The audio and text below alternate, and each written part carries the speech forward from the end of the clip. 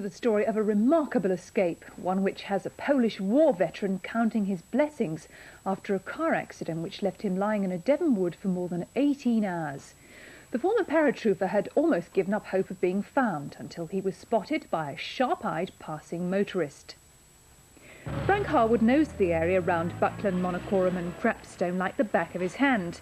He's a keen wildlife watcher, and it was on a drive out to the woods that Frank noticed a gap in the hedge on a very narrow lane by Denham Bridge. Getting out of his Land Rover to investigate, he saw a mini estate car which had crashed into a tree.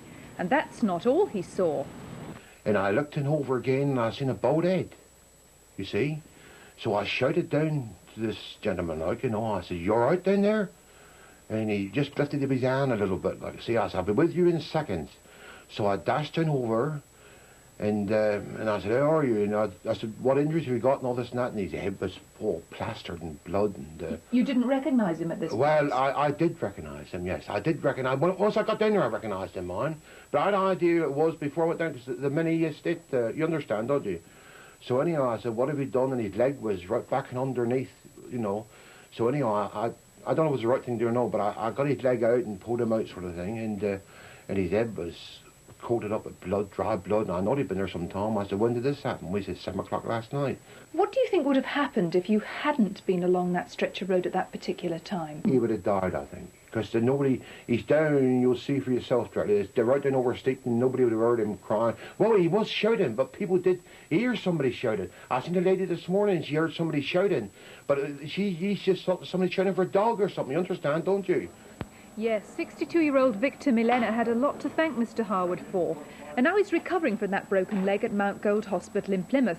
But Mr. Milena is no stranger to extraordinary escapes. He remembers the time when he fled from the Germans. Yes, that was during the war from Norway.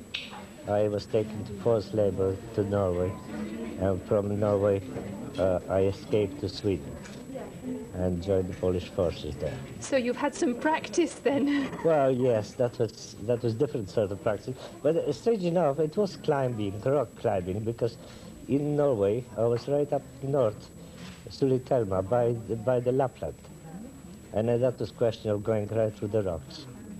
Made a bit of difference now walking, not so much, you know. I can't walk on the rocks like that now. And if you're watching Victor, we hope you get better soon.